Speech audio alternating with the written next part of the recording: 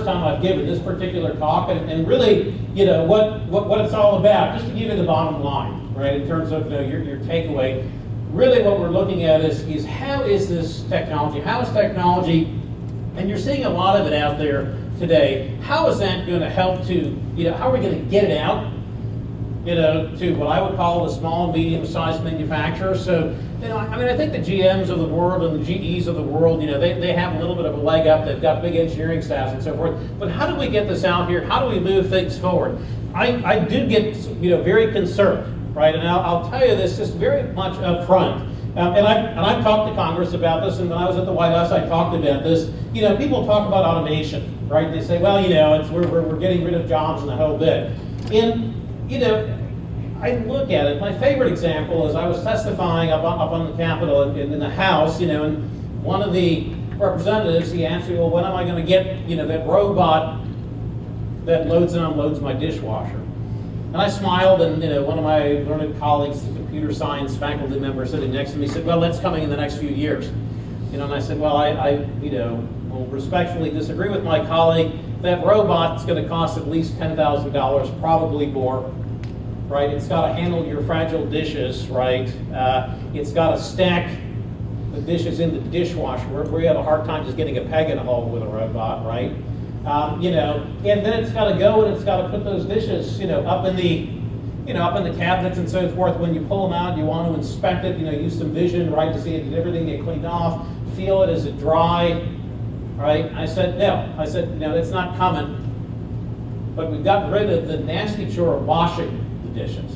So what we're looking at is really augmenting the human with automation, making that human more productive, more effective. And so these are the types of things we're going to talk about. And I'll give you an idea of some of the projects we have going on at Oak Ridge National Lab, and really what we're looking at and what we're thinking about to move things forward.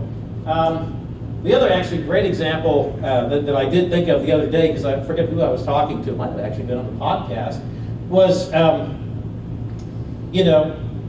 when we're working on electronics, and I'm sure some of you worked on electronics, right, and you get that smell, right, and you're like, oh, unplug it quickly, right?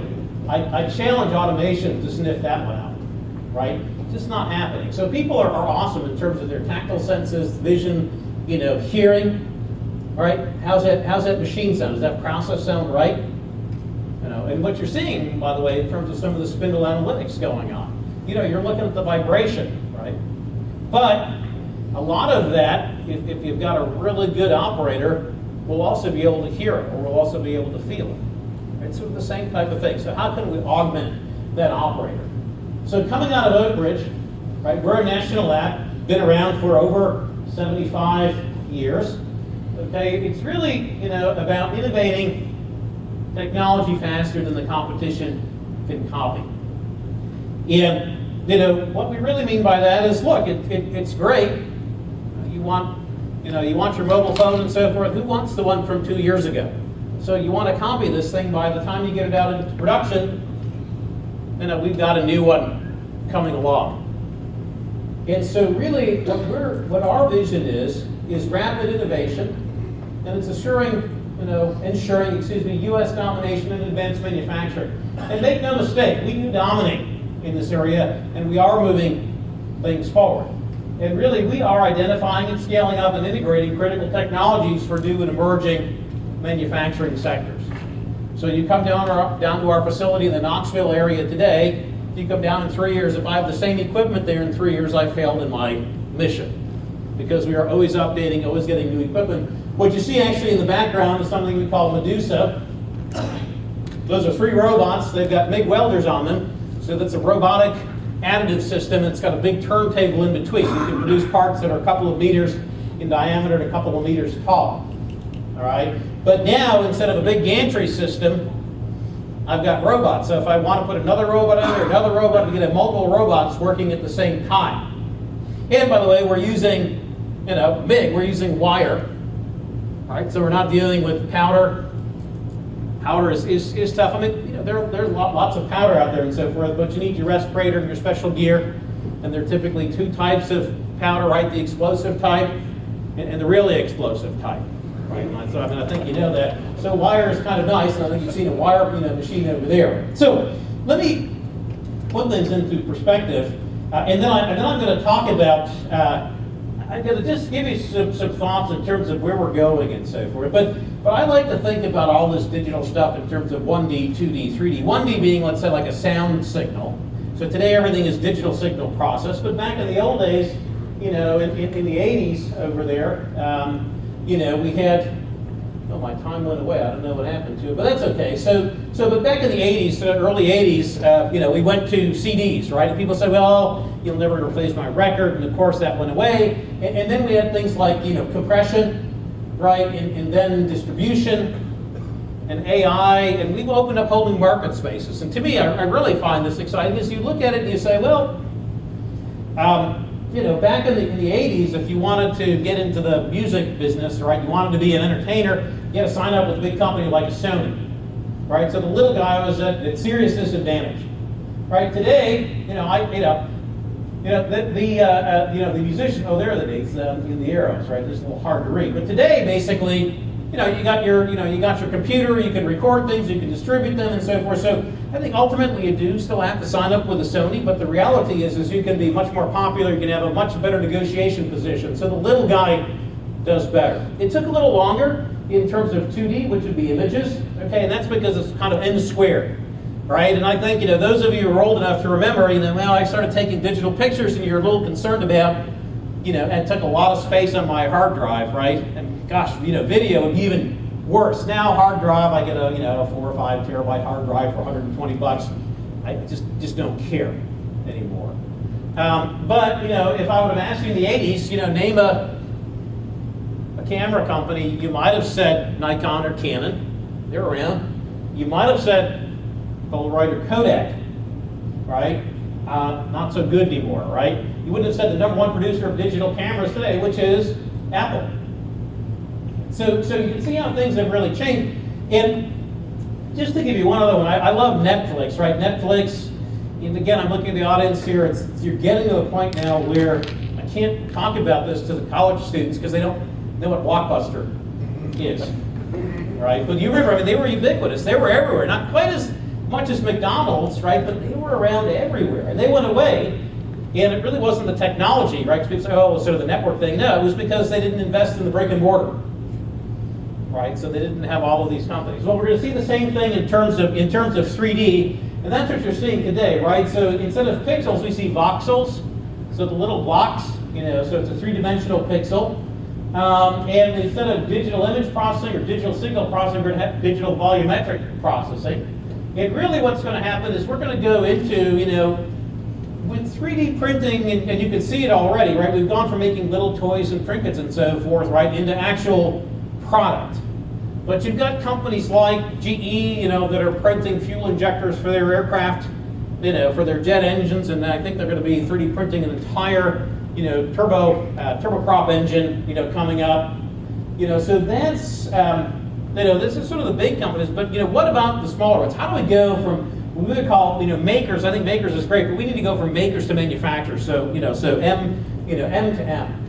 So let me talk about some of the cornerstones that we have that I see in terms of democratizing manufacturing. And bear with me, these are sort of 4 cornerstones that I see that are really important in terms of getting that technology out there, getting it out to the mass population. And again, if people say, well, it's sort of hard to use and it's difficult, et cetera, I will just point out, this particular thing here. My mother, 81 years old, bought her last car, so she buys a car every, I think about 10 years or so, right? And she just bought a car and said, well, let's give me my last one. I don't really see myself driving past 90, and was sort of sad about it and so forth. And I said, but it's not that big of a deal. I said, first of all, it could really be that in another 10 years when you're hitting 90, that you're going to have a self-driving car, so you won't have to worry about it. But certainly, she knows how to use Uber, right, or Lyft, and that's a total game changer for her, right? So she doesn't need to sit at home now and worry about how am I going to get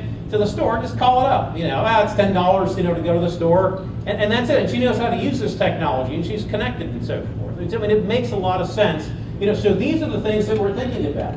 So one of the things we talk about, you hear about this concept of the digital twin. And we'll talk about being born qualified. So digital twin is what I would call your digital representation of your part. I make a part or I make something and I've got a digital representation of it. And how do we talk about born qualified? Well, the part's made, maybe we probe it and we have what we call a digital passport that'll go with the part. Right? So this part is made, all the process information goes with it, and so again, I can talk about probing, but you could have your power information, you could have all sorts of other information. Certainly when we're doing heat treat, we can take a look at the temperature in the oven, we know exactly what's going on. So when that turbine blade shows up at, let's say, Delta Airlines at Delta Tech Ops down in Atlanta, where they do a lot of engine rebuild, Delta knows, here's its digital passport, this is a genuine GE part. I can put it in my commercial aircraft. It was made appropriately, and it's not counterfeit. Right? I think we're very concerned about counterfeit, especially with 3D printing. Oh, just hit the print button. I think we all know that's not really the case, hitting the print button and so forth. So now this thing, it's made correctly, it's genuine. It allows us to do rapid prototyping, which is sort of interesting. So now if you're looking at making a product, we can try certain things out. What I have over here, actually, this picture, it's an element of a next generation small modular reactor. It's a nuclear reactor. We're looking at 3D printing. It's called the Transformational Challenge Reactor. We also know it as the trash can reactor. It's about the size of a trash can, 3 megawatts. And we're going to 3D print it in the next few years. Totally, completely different approach to things. But the difficulty is, look, we're saying, how do we innovate? Everybody likes simulation, but simulation can only go so far. So we simulate, then we can build things rapidly, we can test them out and correct our simulation, update our simulation, right? But again, born qualified digital twin, this part comes out, I know it's good. Imagine if you were GM, right, and I could get all my parts coming in, and I just knew they were good. I didn't have to inspect them, I could just put them right into the assembler. That's it, period. Next one is knowledge and expertise. So here I have a person, and she's working in some virtual, actually augmented reality. So she's got her augmented reality goggles on. By the way, everybody, I know I feel a little funny walking on the floor. I realize it's safe out there, right? But the safety culture is so ingrained in us, right? You just want to put on the safety glasses when you go out on the shop floor. Okay, what if those safety glasses have augmented reality capabilities on there? That are making sure that you're putting the part in the right, in the right orientation on the machine. You've got the right tooling that you're inserting into the machine. Even looking at the code right on the controller and recognizing little pattern matching. Oh yeah, this is the right program I've got loaded on, the right part number I've got loaded on. And if not, hey, flash it up, right up there saying, oops, you got to fix something there. That's coming along, right? And by the way, as we've got our experts out there. I know we've all been talking about how I need more expertise out in the field, or where people are retiring. Now you're going to be learning about what they're doing and how they move things forward. And so we can track that, and we can really use a lot of artificial intelligence. But I want to make sure it's very clear, I'm not replacing the human, I'm augmenting the human. And in fact, what you really want to do, in particular where you've got a higher cost of labor, is you want to make that labor force more valuable. That's exactly where you want to go. So, get the training out there, make sure people move forward. The other thing, people say, well, we need more CNC operators. I think here, right, everybody smiles, probably not so much the CNC operators, it's the setup and the programmers. So again, if we could use something like augmented reality to help program and set up, then we could let somebody run that machine. I think life is pretty good. 5-axis is, of course, harder than 3-axis. So if we had somebody who's very good at 3-axis, but we could use something like augmented reality, or some of these programming as a service, right? So AAS, this is as a service. Now, you can turn around, you can help that 3-axis programmer progress into 4- and 5-axis programming. Connectivity. So again, this is that Bryce talking about this morning. How do you connect into the cloud, right? And I won't spend a whole lot of time here. I'll give you some examples, but how do you do it in a secure fashion, right? So that people aren't messing with your machine or your process. I'll tell you what, though, it's interesting. 34%, so a third of all cyber attacks in the country are in the manufacturing area. The bulk of those are not trying to hurt your machines or damage your product or process, but they're trying to go after your IP. So it's all about stealing the IP. You know, so again, so how can you do it? And I think what Bryce talked about this morning, perfect. You know, just make sure your machine's talking to, just the same thing you do with your kids. Don't talk to strangers. That's what you want to tell your machine tools, right? But then also enabling, so advanced analytics. Again, you see the spindle analytics going on, you know, out there. Yeah, you know, how is my process doing? And by the way, you know, it's a little bit hard, right? So you say, okay, well, I can predict when it's going to fail. Well, I think somebody said, yeah, until you start pile driving, you know, with your machine tool. So, you know, there are certain things that work well, you know, and other things you'll never be able to predict, you know, a crash, what's going to happen there. But you can pretty quickly tell whether that crash has done some damage or not, and how long it's going to take from that crash to where you have, you know, critical failure. So health monitoring, analytics, and so forth. And by the way, a lot of that sort of moves off, you know, into the cloud, and then including the sensing and the big data and the AI, data-driven. Again, we've got a bunch of models. You know, how good are we doing? I've got the picture of the Mona Lisa here. I'll give you a little bit of a story behind her. But basically, in our 3D printing operations now, we are controlling the microstructure of the parts that we're 3D printing. You know, so where we are going, you know, is when you get a turbine blade, you're not going to want the turbine blade that's been cast and machined. You're going to want the one that's been printed and then perhaps machined. Right? Because when you cast it, you don't know exactly if it was precisely right, but when I 3D printed it, I know exactly the grain structure, the microstructure in that particular blade. So I'll just give you an idea. You know, we won't get into a lot of the details, but sort of where do these things go, right? So I mean, we do some things like, you know, let's print up. So these are just pretty simple little bars, and this is in some of our electron beam machines. So we're using E-beam over here. But we're printing up these different bars and different orientations and so forth, and we'll actually do tomography on them to take a look at, you know, how this part is doing. Interestingly enough, when you do tomography, it's just like when you do tomography, you know, you go in there and you get a CT scan in the hospital, it outputs voxels, right? So again, still 3D, you know, thinking and 3D analysis and so forth. You know, we can start to take a look at, you know, what settings give us, you know, delamination, so layer to layer. Right? And so then we can start to learn about these things. But what I will tell you, in fact, it's important that things are very repeatable, right? And so these are things, you know, that we're going to have to, that's what I get for not using my machine. I think we're okay on that one. Yeah, so basically, you know, there could be some visible ones and some non-visible ones. And let me tell you how we go about doing this, right? So in terms of the sensing, you know, yep, there we go. So the embedded computing platforms, right? So all this stuff. So by the way, in terms of edge and cloud and fog, right? I think cloud, everybody's familiar. Stuff happening up in the cloud somewhere, wherever that is. But then edge means it's happening right down there, you know, right where, you know, maybe your tool is cutting and so forth. And I was looking at like the friction stir welder over here. You know, how do we communicate with the friction stir welder over here? Bluetooth, right? So, and we'll talk about how you use Bluetooth, but it's out there, right? And we're using it here. You know, Mazak's using it, our kids use it, so forth. We're comfortable with it. That's, again, technology. My mom is comfortable with Bluetooth. It hooks into her car. She's happy. It tells her where to go. But you see things like Arduino, Raspberry Pi, particle photon.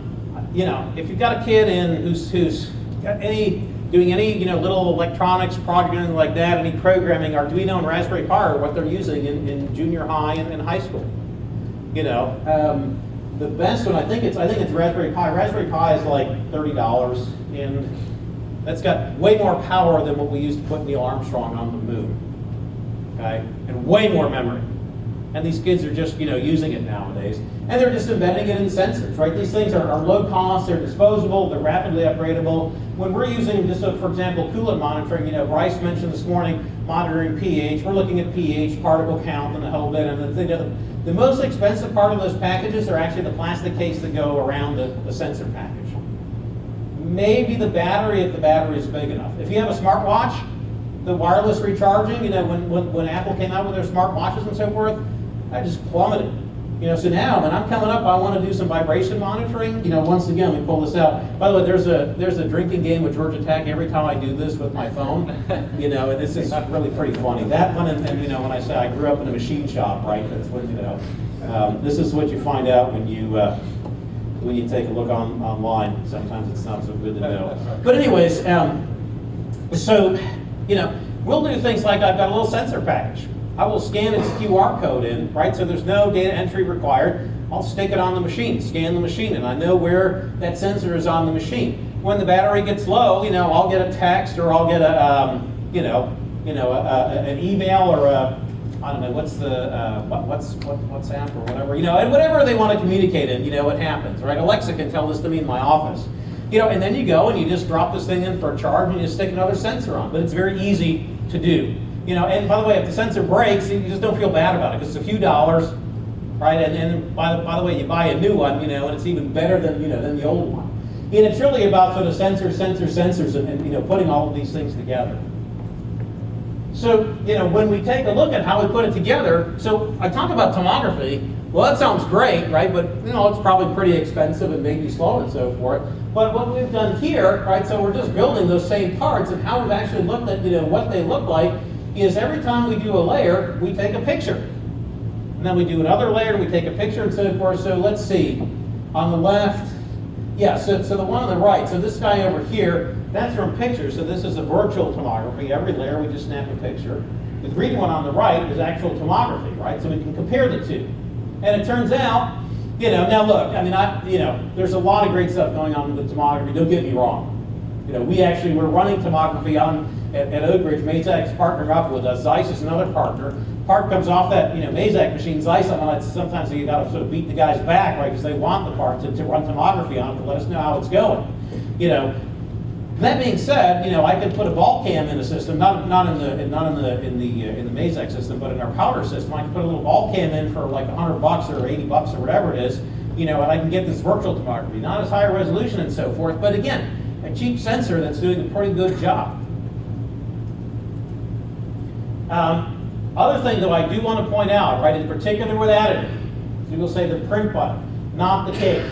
I can run this and I can put it through AI. So what you do is you take a bunch of sensor information, and you say, okay, I'm going to run it through, and it's going to tell you, okay, I run it sort of different scenarios. I do a design of experiments, and certain things, are going to cause, give you good parts. Other things are going to give you bad parts, and you can learn that pretty quickly. In fact, maybe only about 30 or so runs. What the difficulty is, so you take a look at this guy up here. That set of parts needs to be in the exact same spot on your machine. You've got to use the exact material, the exact settings. You've got to have the exact humidity, the exact temperature, blah, blah, blah, blah, blah, because it's very sensitive, right? So now, if you think about it, so we have a bunch of these machines existing, all around the world, and we can monitor them. Now I could actually turn around and say, yeah, I can't run thousands or tens of thousands or hundreds of thousands of experiments and learn from it. And now it doesn't necessarily have to always be in the same spot. How long will it take us to get there? I don't know, right? But I can tell you right now, we're doing some learning, but you've got to be, just like in machining, right? I think we all know this. You've got to repeat. You've got to set things up to be exactly the same. That's really how you have to do it. It's the same thing in additive. So if we wanted to take a look at microstructure control, I think this is a lot of fun. So typically, if you remember the old CRT, right? So we're going to do some scanning, right? And we can draw a picture. Let's see here. Forward. There we go. So a lot of times people want to do lines, but if you remember the old dot matrix printers, right? We're actually looking at dots. So we'll actually print out dots. And so to demonstrate this, and that's where I showed you that picture, we had the Mona Lisa going on, right? So we actually scanned in the Mona Lisa. Now this is with E-beam. And really, the trick there is how you cool, all right? So that's really how you get your microstructure. So we can melt it over here. With the E-beam, we can go back over here, start melting something else. We can instantly go back, reheat this and sort of, control the cooling rate on this thing, and ultimately wind up, let's see, I think, is that one gonna go? Yeah, there we go. Wind up with actually the Mona Lisa in there. Now that's just two-dimensional. More recently, I really need to get a hold of this picture. We actually built Iron Man inside of a block of titanium, which is kind of cool. Yeah, he's more like Titanium Man, but it was really pretty cool. And we verified him on our tomography system. So, millions of dollars for the equipment to build Iron Man inside a block of titanium. But we can control that microstructure, which is very exciting. Now let me talk a little bit about, sort of our lab-wide, research areas. There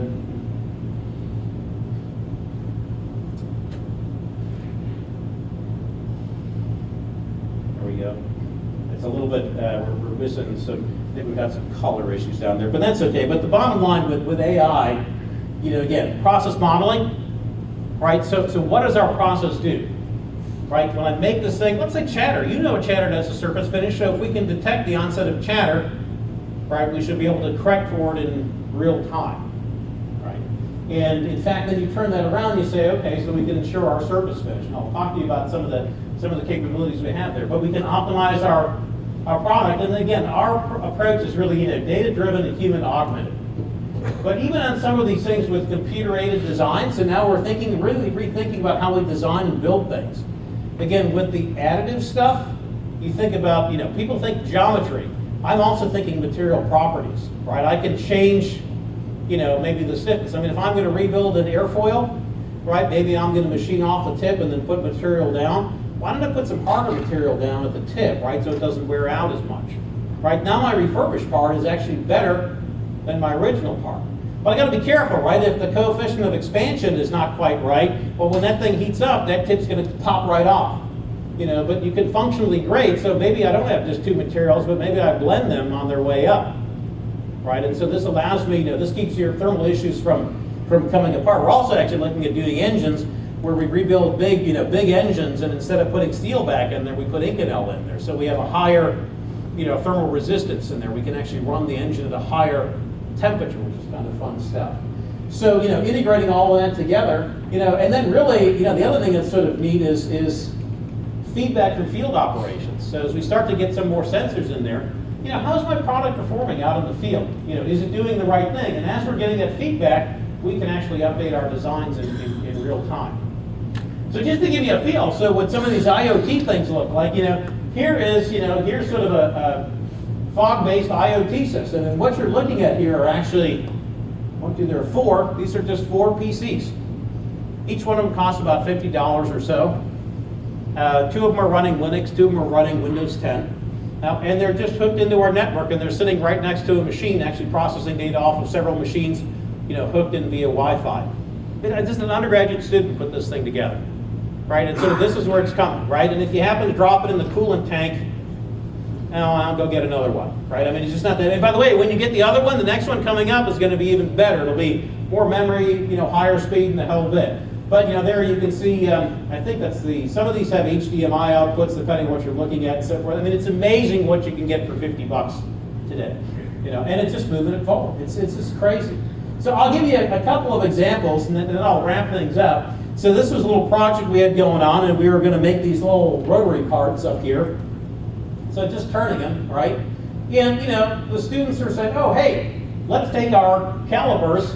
They've got a little port on them, and let's put a little Bluetooth adapter on there, and off we go. So first thing they realize is, well, you can either buy the calipers with or without the port. Turns out the port always comes with the calipers because it's too expensive to make 2 different types of calipers. The difference is one's got a hole. The cheaper one doesn't have the hole in it for the port. So pretty quickly the students figured out I just take a Dremel tool to the cheap one, and I have access to the port. So I mean, it tells you in terms of what the costs are here, right? And so now, again, Bluetooth, there it is. Pick up your glasses, people.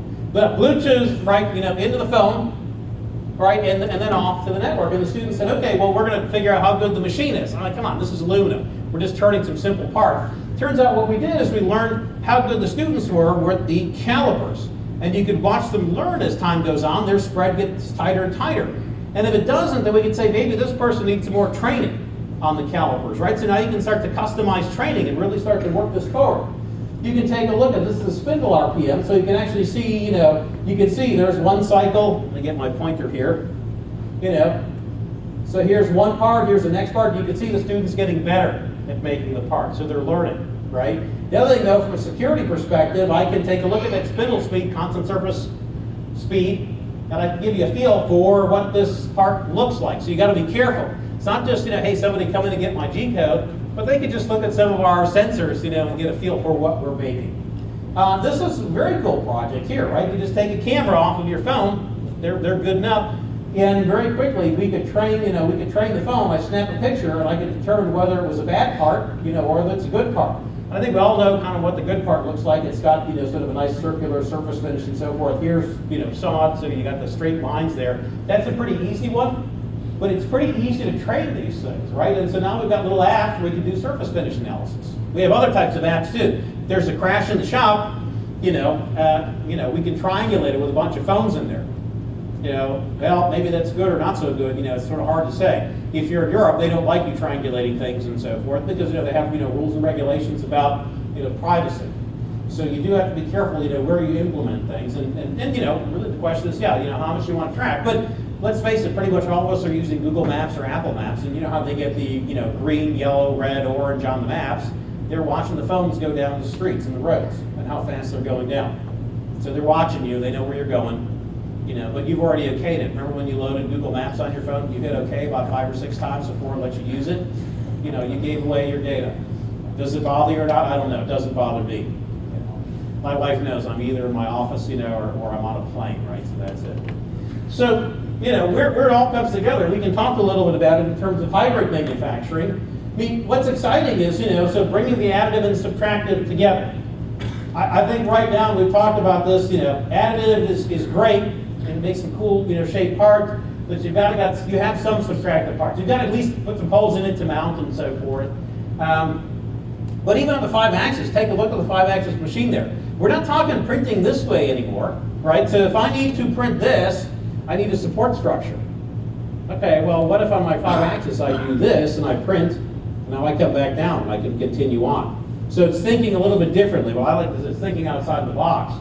We've got newer low-cost sensors that are allowing us to monitor it. In fact, actually at Oak Ridge, we're monitoring things like the argon, the argon percentage, inside there, so we know that this, this process is moving forward accordingly. We're starting to integrate metrology, so that integrated metrology is allowing us to verify the part, as it comes off, and the digital passport goes with it, right? The repair operations, we can bring these, together and actually, fix the part. But as I mentioned, the part comes out better than it started. So the refurbished part is better than the original one.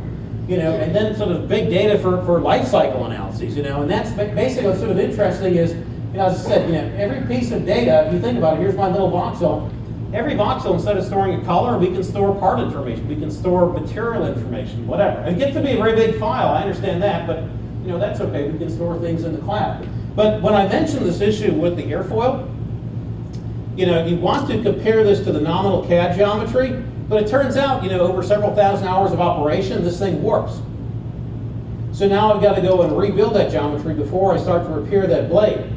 Oh, okay, that's fine, so that's what we've been doing. Then it dawns us, I can take that information, and now I can say, oh, statistically speaking, what's going on with my turbine blade over time? And now when I first make my turbine blade, I can actually weave in the stress field to cancel it. Now I can't cancel 100% of it, but I'm guessing I can get to about 80-85% of it. So now we actually have a greatly improved engine that operates over time. So we can do all sorts of really interesting things along those lines. By the way, that's the laser additive machine over there with the laser thing going on. It's pretty awesome, I have to say. It's sort of the highlight of our tour. That and the ginormous concrete printing machine that we have over there. So where we're going, right, in terms of the future of digital, manufacture, I think it really all comes together. And I'll just a couple of examples, and I'm going to close with sort of a little bit of a story. But that is, look, there's our 3D printed car, right? So we printed a car. This one, if you were at IMTS I think maybe 2016, you saw us 3D print the car. There's our certification.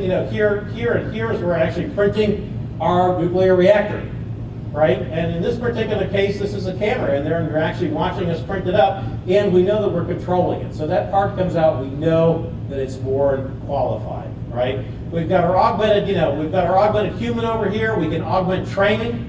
Cybersecurity is going to be critical on this thing, and sort of, bringing it all together. Even with your smartwatch and so forth. I mean, think about how that's really changed how we think and how we operate today. Same thing is going to come down to manufacturing, but it's going to be useful, right? It's going to get out there. So let me give you a little example, okay? So think about this now. I'll start off with, I've gone to, where did I go to? Nissan, right? In Tennessee. Said, yeah, how are you doing? Oh, we're super lean. We can go to Denso, 6 hours, and they'll deliver 200 parts. Well, that's good. Go visit Denso a little bit later on. Hey, I heard about the super lean, 6 hours, 200 parts. They're like, yeah, that's great. We can do that. Here's our big warehouse in the back with all the parts. Okay, so I mean, what has Nissan done? They've shifted their lean issues down over to Denso, right? What if, right, Nissan, or let's say General Motors, we could say, US. So let's say General Motors said, hey, I need 200 parts, and they came out to a broker. And maybe it's a hybrid machine, right? And then that broker, maybe Mazak, turns out and says, okay, how many machines are out there in the local area? Yeah, I can make 10, I can make 20, and so forth, and we can distribute it out there. Those parts are made, they get delivered. How do we deliver them? I don't know, you call an Uber or a Lyft, right? I mean, that's where UPS is going. In fact, I'm at the Department of Transportation in a couple of weeks talking about some of this stuff. And they get delivered. Well, those parts show up with their digital passport. GM says, yes, this is a good part, we're ready to go, we're good to go. Well, now I've got this resilient system, right? So yeah, look, if Denso burns down, Nissan's in trouble. But if one of the, let's say I've got 100 shops out there that could do it, deliver 2 parts. Maybe it's just 10 shops that can deliver 20 parts. But I've got a much more resilient system out there. What if I don't quite know how to do it? Well, that's okay. We're going to provide you with the right information. We'll help you program it up so we know that we've got the right program. We'll send you the material. We have the tooling. By the way, we'll monitor sort of the tooling and the coolant, and we'll figure out what the best tooling is and how to optimize it, right? We're an honest broker on these types of things. So all of a sudden, you're able to spread out that capability. Hey, now I need, an airfoil out of GTD, 111 or 222. How many people know how to machine that? Well, we know how to do that, and we can tell you the right tooling, feeds and speeds, and we'll program it up. We can do the inspection. So now when it shows up at GE Power Systems, right, for a gas turbine, they know that it's good, and it's got its digital passport. So you move this forward. And what are you doing? You're sort of distributing out. Look, GE, they don't really want to make turbine blades. They want to assemble it, right? They would be very happy to let somebody else do it. It's like Uber. Why does Uber work? Well, number one is, it connects the customer, with the need, right? With the purchaser. I think we can do that. Hey, I need a lot of parts. Okay, let's connect it together. But the next thing that it does is it makes sure, right? Uber makes sure you don't get taken for the proverbial ride, right? So what happens, is they're monitoring this, and they make sure that you get from point A to point B. If that driver doesn't follow the right path, the driver's not going to get any more business. And it's the same thing in terms of, born qualified. Here you go. But I think what's really interesting, right, is when I used to get in that cab in Atlanta and say, hey, I got to go to my home on 14th Street, the driver really had to know, she had to know how to get there.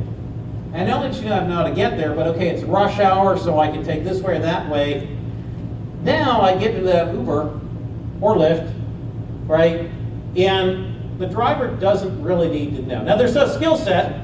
I think we've all gotten in that, that Uber, right, and you're like, oh my God, I don't think this person knows how to drive, right? That's a bad thing. So you still need some basic skills, right, to operate the machine. But now, in fact, with real-time sensing, right, and feedback and connectivity, that Uber driver is better than that cab driver, because she knows exactly where to go and where the traffic is. It's telling her in real time, right? And we can do the same thing in terms of democratizing that technology. So we get it out there.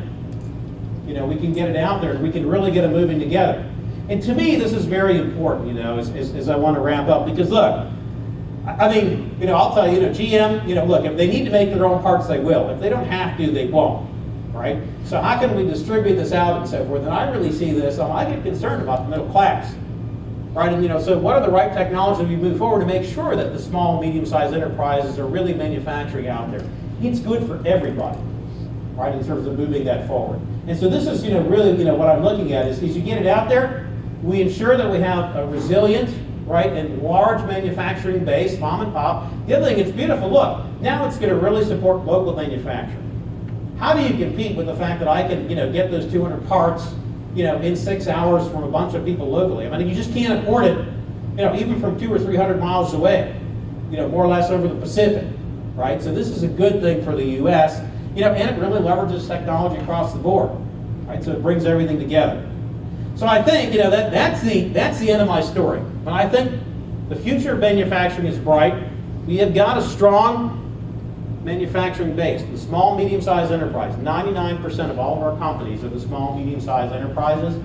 The technology's there. You all, right, I mean, you're here, you all have probably some of the greatest, technology, state-of-the-art technology. Now the question is, how do you leverage it, as much as possible? And I think You know, again, where is it? You know, one more time, get your glasses out. You know, have a drink on me. You know, this is it, and people are used to it. So it's going to be innovation. It's innovating faster than the competition can copy. So also to wrap up, you know, and I think this is sort of a very U.S. Focused thing. We can really ensure a strong U.S. manufacturing base. And so as I've told my colleagues over the national labs, and I'll share with you, you know, just remember this, you know, as you head out, right? There are two types of countries. Those that use the metric system and those that put men on the moon. Thanks very much for your attention.